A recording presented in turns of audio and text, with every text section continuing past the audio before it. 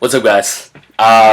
Okay, so in this video, I am going to rant a little bit on how I got into powerlifting, as well as the influences of genetics and training routines on my own powerlifting success, and as well as what to look for in your routine. So, I have just graduated from the University of British Columbia, Canada, with a degree in health science and kinesiology.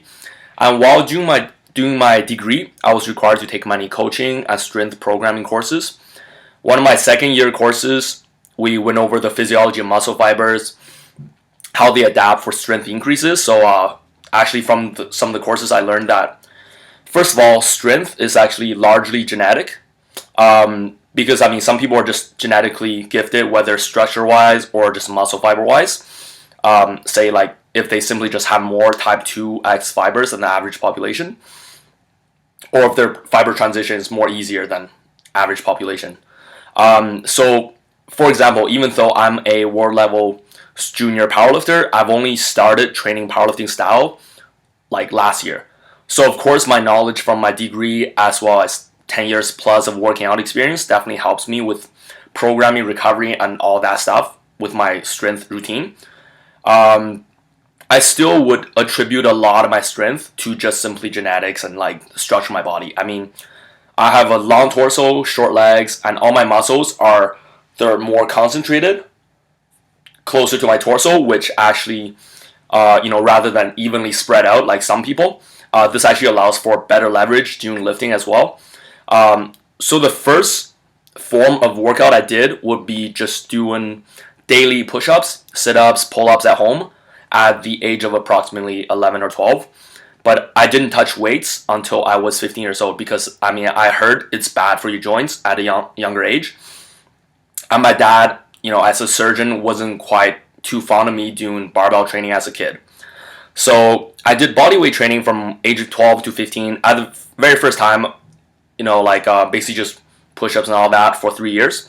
And the very first time I attempted to bench press in grade 10 PE class, I benched 185 pounds for 2 reps at a body weight of 155 pounds and 15 years old. I also didn't start squatting or deadlifting until near the end of my senior year in high school. Once I got into university, I had to start squatting and deadlifting because of varsity rugby. So those exercises were mandatory. And I remember maxing out at 225 pounds in squats and deadlifting only 205 pounds at a body weight of 185 pounds. This was beginning of first year. But of course, this also could be because that I wasn't very used to the movements. So after about 8 months of training, so an entire school year at UBC, those numbers went up from 225 pounds and 205 pounds to 495 pounds and 455 pounds for deadlift. And at 18 years old and 230 pounds in body weight. I also gained about 25 pounds or so in my first year of university within the 8 months. So I basically, in 8 months, I went up from squatting 2 plates to 5 plates. Just from squatting heavy once a week, no specific strategy. So I would say, genetics is quite obviously a huge component of my strength.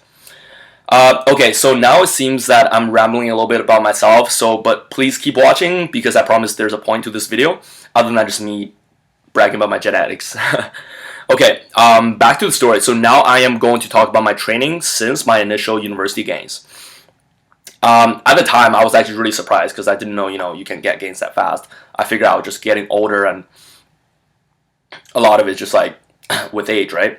Because when I was squatting 500 pounds or so and rep 4 plates for like 4 sets of 12 after first year of university. And after I got to 500 pound squat, my squat basically just got stuck there. So like it just stayed there for seems like basically until last November. My deadlift, however, just kind of like slowly increased throughout the 5 years that I was at university until I got to about 600 pounds. So now my gains have slowed down a little bit. But so if you look at my contest history, which dates all the way back to 2011 BCPA Fall Classic, when I just turned 20 years old, where I competed as a 93 kilogram junior. And yeah, so my numbers didn't really go up a whole lot. So my most recent one will be right, yeah. If you look at my contest history from 2011 BCPA Fall Classic up until February 2013 BCPA Winter Open, my numbers didn't really go up a whole lot. I totaled around 640 kilos or so in both, in like all the contests throughout those period. And the reason for this is because I wasn't very interested in powerlifting. I just wanted to be a bodybuilder. And the only reason I did it was because I was, I saw the website. I went on the BC powerlifting website and saw that I can be pretty competitive, maybe win a couple contests. So I just figured, hey, what the heck? Why not? It's always good to have some competition history, especially with my degree in kinesiology. I actually remember heading to the 2012 BC Provincial in the summer wearing Nike running shoes with like an inch of like, soft foam padding where just like squishes as you're walking.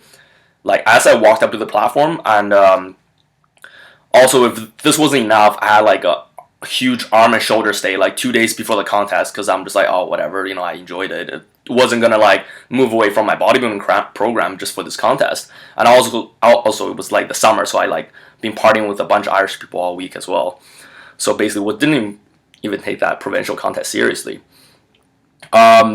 Yeah, basically because I didn't do any powerlifting exercises, my number didn't grow until literally last year when I decided to compete in the Canadian Nationals. I took a look at the winning numbers in 2013 Nationals, where Connor Lutz won the contest in the 83 kilogram junior, and his total was about 25 kilos higher than my best total. So with my total at the time, I would have placed, second. So, I knew that I had the possibility of actually winning the next year. So I was very driven to get better, which is why I began searching for programs to help me improve. And that was the moment that I shifted my focus to more powerlifting from bodybuilding. So I found several programs, including Shaco, the 531, German volume training routine, but the Smolov seemed most appealing to me. It's a short program, fast gains, 40 to 100 pounds on your squat as the program promised.